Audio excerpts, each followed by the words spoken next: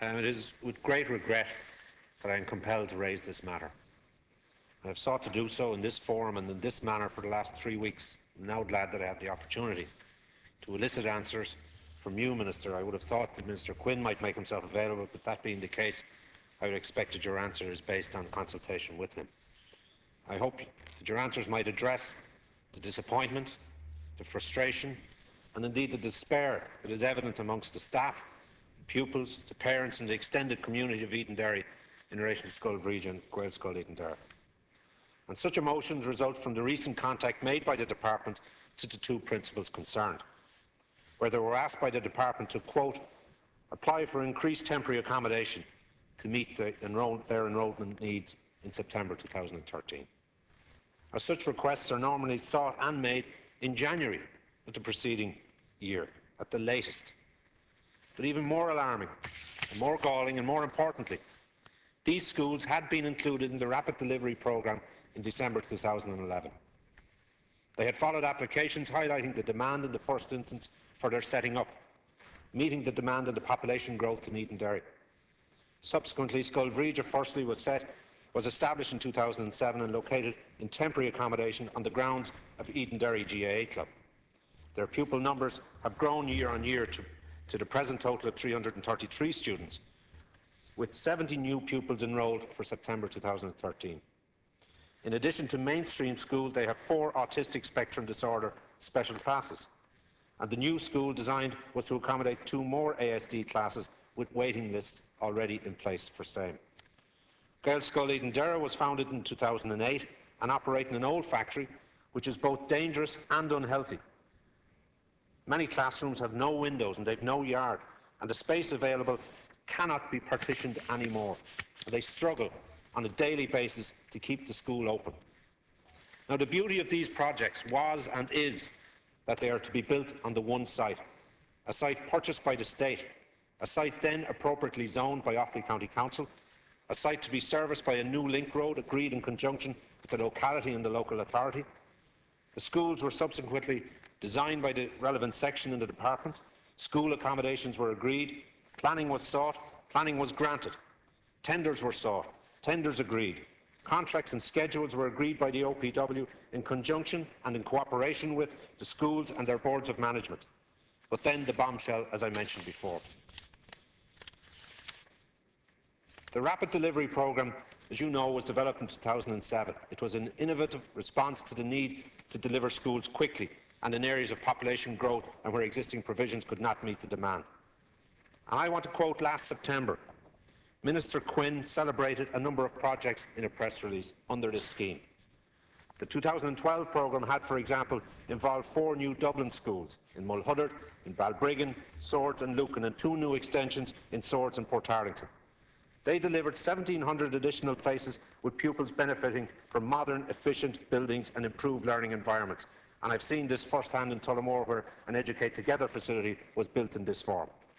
So you and your Minister, Minister Quinn, and the Government, you know the costs, you know the benefits, and you know the strains that are there in relation to school numbers, even by the CSO reports today.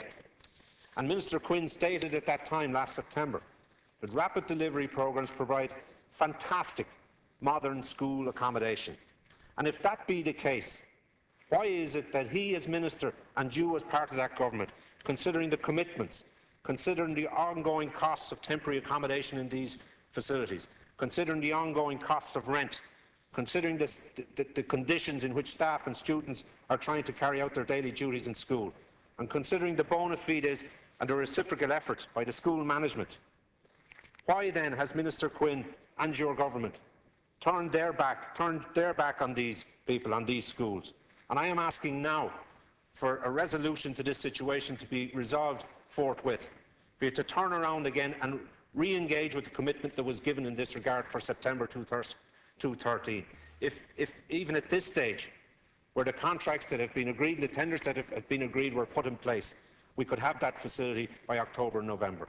Please respond to this today, and please respond positively, considering you've had 3 weeks of notice from I, as having wished to raise this issue, and considering the situation as it now is in Edenderry, please. Minister has just under 4 minutes. Thank you, and I want to thank the Deputy for raising the matter, as it gives me an opportunity to outline to the House my Department's position regarding the construction of new accommodation for Scoil Bhríde Edenderry and Gael Scoil Edenderry. As the Deputy is aware, my priority is to ensure that there is sufficient school accommodation to meet projected pupil enrolment increases into the future. The 5-year capital investment programme announced in March of 2012 outlines all of the major school projects that will commence construction over the duration of that plan, and the investment in that programme is of the order of €2 billion. My department is endeavouring to maximise the efficient use of all available capacity in the public sector to assist in the delivery of the schools programme, and in that context the Edenderry projects referred to by the Deputy are 2 out of 15 schools where responsibility for the delivery of these projects was devolved to the Office of Public Works. A service level agreement is in place between my department and the Office of Public Works, which outlines the roles and the responsibilities of each of the parties in the delivery of education projects. It is a central tenet of devolution that responsibility for the delivery of these projects within certain agreed parameters, as laid down in the service level agreement, rests with the Office of Public Works. The Edenderry school projects were tendered by the OPW in early 2013.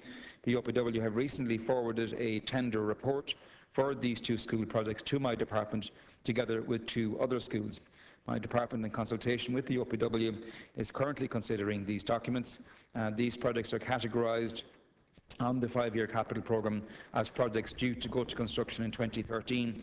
There will be some delay in the projects going to construction, but I can assure the Deputy that they are being progressed so that the accommodation required for the 2 schools will be provided at the earliest possible date within the 5-year construction programme.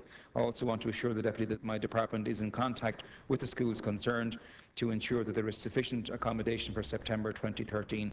And I want to thank the Deputy once again for giving me the opportunity to outline the current position to the House. Deputy has an opportunity for supplemental. Thank you, Minister, for your response. However, I know it was in the 5-year building programme.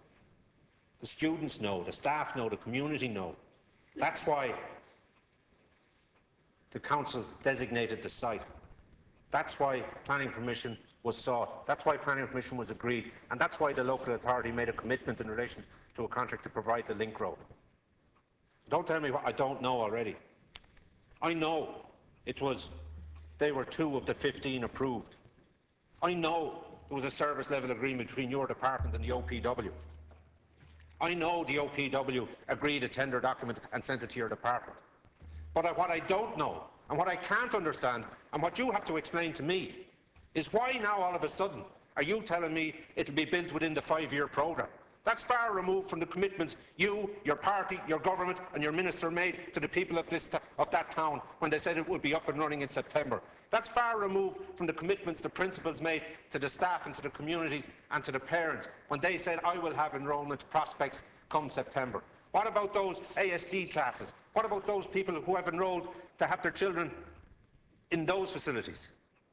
I want you to explain, what is the delay? Why is the delay? Is there a problem with the funding? Is it that you didn't provide adequately within your department to provide these schools that you had given commitments to?